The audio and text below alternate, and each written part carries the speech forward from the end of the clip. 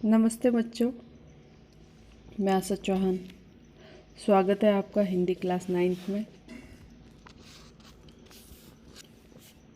बच्चों, आज अपन पढ़ेंगे आपके लेखन व्याकरण के लेखन में संवाद लेखन। तो संवाद क्या होता है, सबसे पहले तो ये देखते हैं। साहित्य की अन्य विधाओं की भांति संवाद लेखन एक महत्वपूर्ण विधा है। साहित्य की लगभग सभी विधाओं में संवाद की उपयोगिता होती है। वह कहानी हो या उपन्यास, इसकी विषय वस्तु का आधार प्राय संवाद ही होते हैं। संवाद दो या दो से अधिक व्यक्तियों के मध्य की गई बातचीत या वार्तालाप है। संवाद लेखन एक कला है जिसमें निरंतर अभ्यास के बल पर महारत हासिल की जा सकती है। नाटक और एकांकी संवादों से ही बनते हैं। तो जैसा कि इसमें बताया कि साहित्य में जितनी भी विधाएं होती हैं, सब में संवाद लेखन जो है वो महत्वपूर्ण भूमिका निभाता है। चाहे वो कहानी हो, चाहे उपन्यास हो, सब में संवाद जो है वो महत्वपूर्ण भूमिका निभाते हैं। और संवाद कहते किसको है? जब दो या दो से अधिक व्यक्ति आपस में बातचीत करते हैं, वो बातचीत ही संवाद कहलाता है।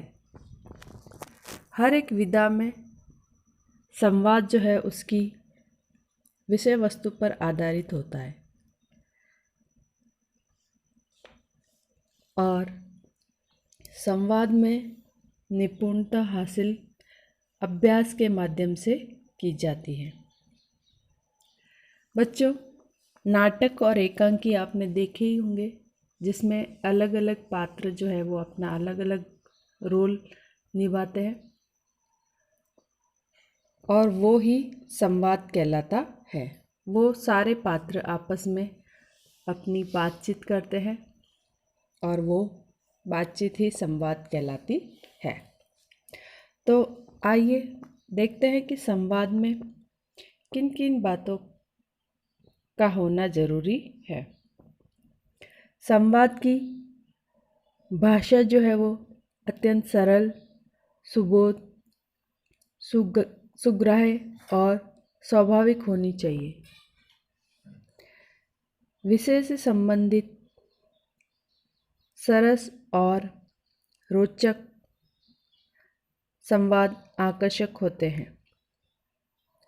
संवादों में आत्मीयता लाने के लिए उचित संबोधनों का प्रयोग किया जाता है।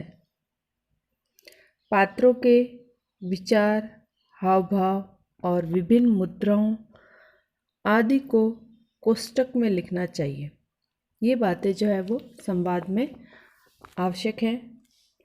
भाषा अच्छी होनी चाहिए, संवाद जो है सरल और आकर्षक होने चाहिए और आत्मीयता लाने के लिए संबोधनों का प्रयोग करना चाहिए और पात्रों की विभिन्न मुद्राओं को कोष्ठक में लिखना चाहिए।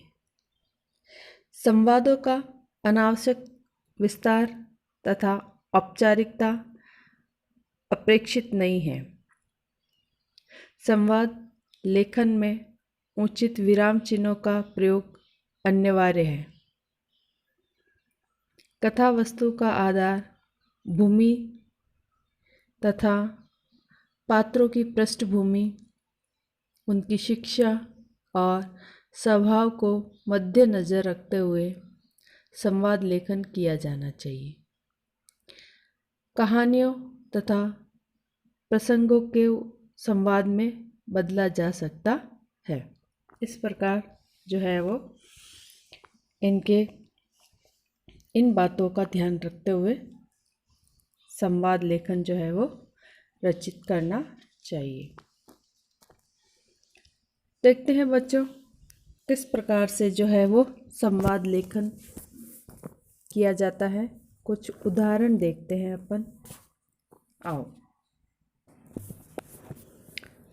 पहला उदाहरण है, मनीष और आकाश छठी कक्षा के छात्र हैं।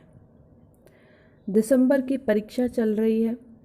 इधर भारत पाकिस्तान की एक दिवसीय क्रिकेट मैच श्रृंखला का अंतिम मैच है। दोनों मैच देखना चाहते हैं, परंतु पढ़ाई के दबाव से भी डरते हैं। उनमें हुई बातचीत की कल्पना कीजिए। तो सबसे पहले मनीष जो है वो क्या कहता है, ओए आकाश, फिर विस्मयादि बोधक चिन्ह है, आज श्रृंखला का आखिरी मैच है, देखेगा? आकाश, और छोड़ूंगा क्या? देखूंगा। मनीष कहता है, यार टीमें तो दोनों धुआंधार है, बहुत मज़ा बहुत आएगा।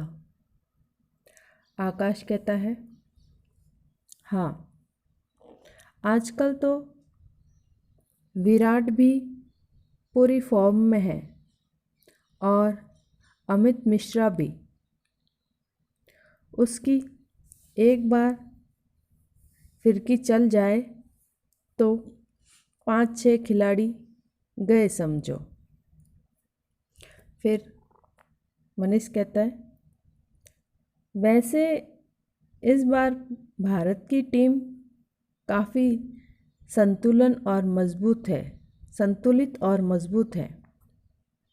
आकाश, हाँ यार, टीम का जवाब नहीं। इस प्रकार से दोनों की बातचीत चल रही है। दूसरा है, मुंबई पर हुए आतंकवादी हमले को सुनकर दो छात्राओं के बीच में बातचीत। निशा, कोमल, कल मुंबई पर जो आतंकवादी हमला हुआ है उसे सुनकर तुम्हें कैसा लगा? कोमल, निशा, ये समाचार तो दिल दहला देने वाला है। मासूम और निर्दोष लोगों पर गोली चलाकर आतंकवादियों ने बहुत लोगों को मार दिया। निशा कहती है, आतंक फैलाने वालों को बच्चों, विधवाओं और महिलाओं पर भी तरस नहीं आता। कोमल, इन्हें किसी से कोई मतलब नहीं। इनका एक ही उद्देश्य है कि दहशत फैलाई जाए। निशा, सुना है इन आतंकवादियों का न कोई धर्म होता है न ईमान।